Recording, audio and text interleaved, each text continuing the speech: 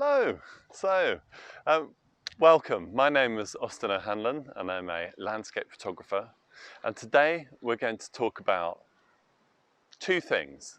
First of all, the purpose of the video is 3 essential tips for landscape photography, and we'll get into that in a minute. Secondly, we're in the wonderful Cotswolds. We're up in a place called Ely, and I was actually, this isn't my original kind of start to this film, but I've spotted these beautiful rapeseed oil fields, and I thought it would be well worth starting the video here. So here we are, this beautiful late spring, early summer vision that we have before us.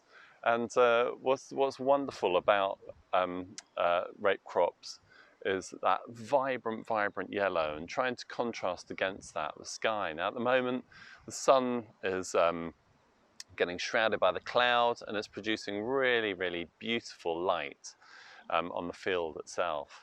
So I'm going to take some photographs, and I haven't got a tripod today. I'm just going to take photographs, and I'm going to show you as much as I can on the back of my screen as I'm taking the photographs.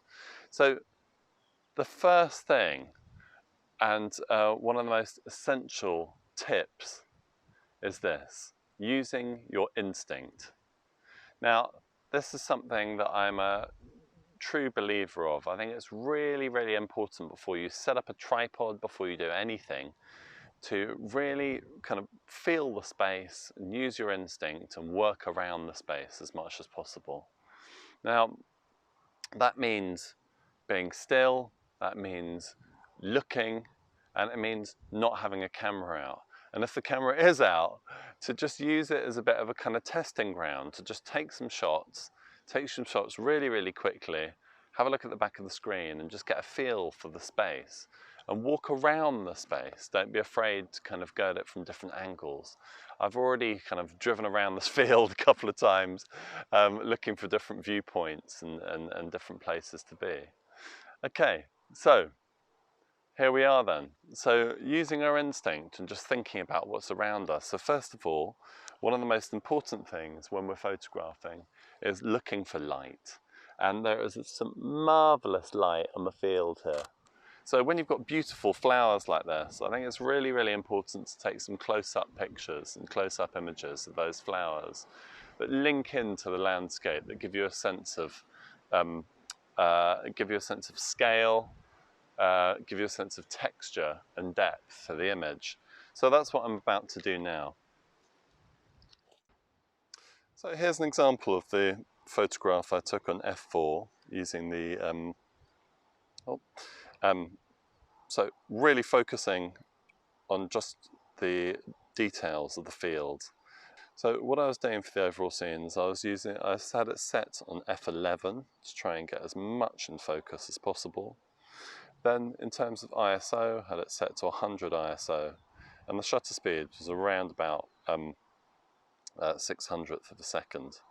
So taking a shot like that, really trying to focus in on the kind of far distant areas. So taking my single point and going maybe just at the edge of the field there to take a shot in order to bracket them.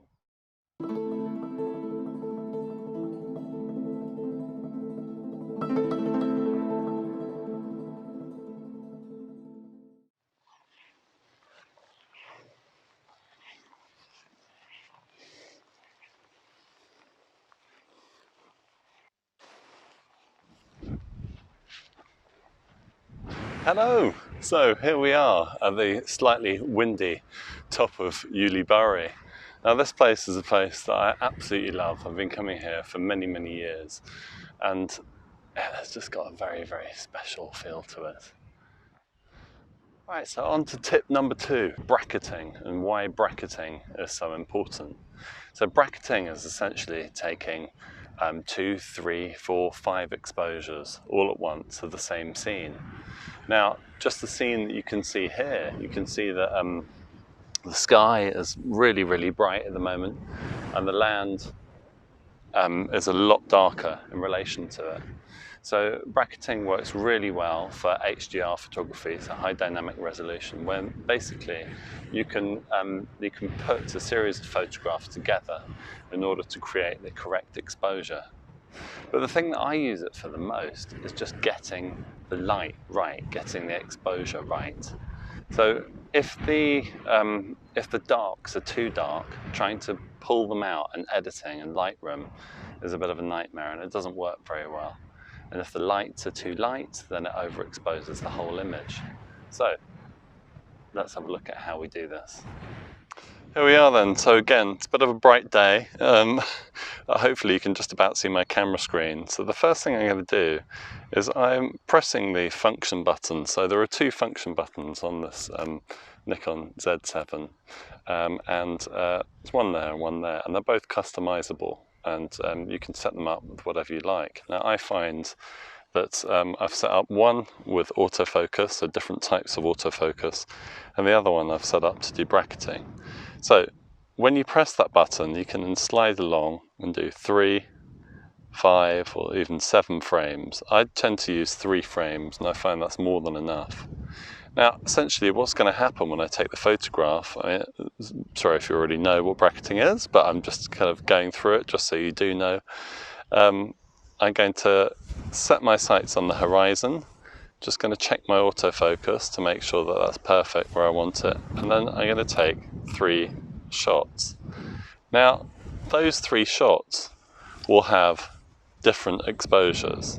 So what that does essentially is to make sure that when you're taking photographs, you've got a selection. It's always best to take too many photographs rather than too little. It also allows you to be really, really quick. You can set your camera up so you can take 3 photographs at once very, very quickly on high continuous.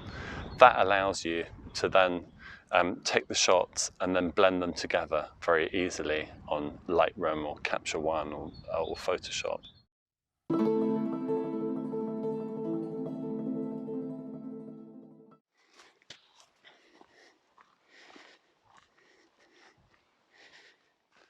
There's another absolutely stunning tree in Uli.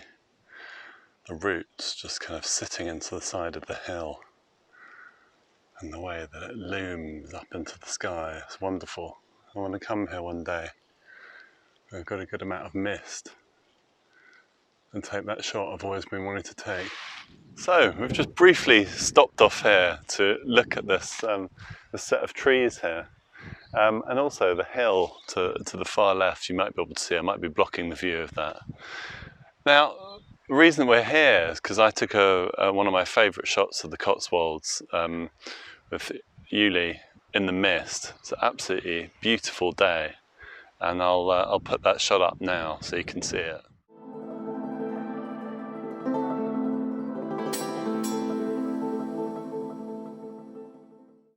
I took a photograph in winter of about 2019, and the fields were just covered in mud. The sky was really kind of stark and harsh, and again, that was one of my favourite photo shoots. That was another time when I was down there. I just love the light you get in this place and the atmosphere.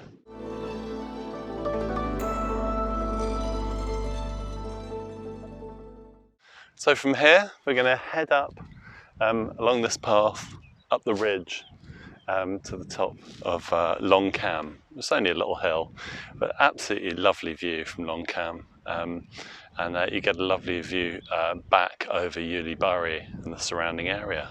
Here we are on the top of Long Cam, so you can see this wonderful view stretching out into the plains, and the light here is just marvellous.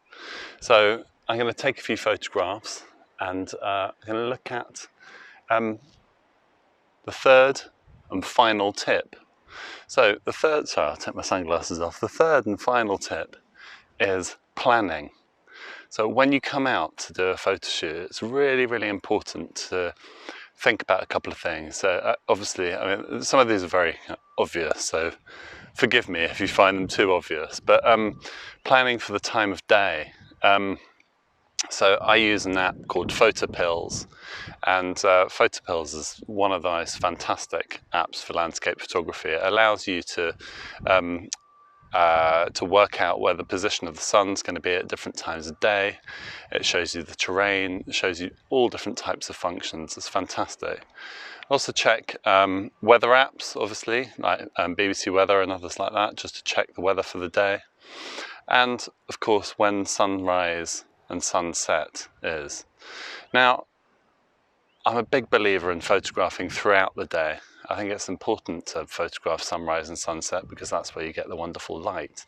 But photographing throughout the day, it's amazing the little gems that you can find. Now this is quite some place. I've never seen a field of bluebells like this. It's quite something, look at it. So this is Cam Hill, and it is stunning. I've been along Cam quite a few times, but I've never noticed these flowers, and this is the thing.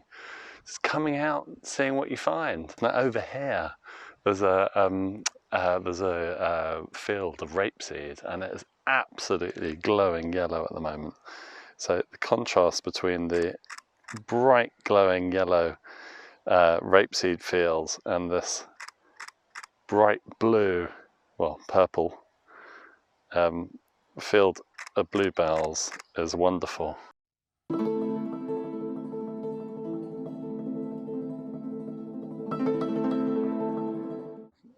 We are almost at the end. So first of all, I've come back up here. I've done a full loop of the area.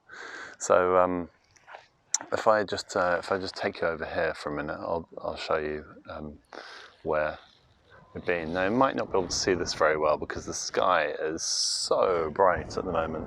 But yeah, we've got Downham Hill here, and then Long Cam and Cam Down, and Cam Peak, which is over there. And it's absolutely beautiful area, it really is. And that was where the wonderful bluebells were. So I would like to just finish off by taking some early evening shots and remembering one of the three tips for the day that I've been talking about. So the first is using your instinct, making sure that you're really in the moment and not thinking too much about the fact you've got a camera in your hand, and just looking very, very closely at what you're doing. Second, bracketing, getting that exposure right, especially in harsh environments like this, where you've got, well, not a harsh environment, but harsh light, where you've got a very, very bright sky and then a relatively dark foreground. And lastly, planning. So making sure that you're aware of the weather, making sure you're aware of the position of the sun to where you're going to be, so that you can plan out your day. Photopills is a fantastic app. I'm not sponsored by them or anything. I just think it's an absolutely amazing app, and it's a must for photographers. It gives you so much information, including information for astrophotography, star alignment, sun alignment, and all different other types of things. It's brilliant. So you can really plan out your day and work out how to kind of stage your shoot. Well, we've come to the end of the day at the lovely Ulibarri. The sun's just about to set. I'm just about to get my last few shots on my Nikon Z7. And it's been an absolute pleasure. So, if you like what you see, please subscribe and like my videos. I also sell a selection of prints at austenhanlon.com, and I'll see you on the next one. Bye for now.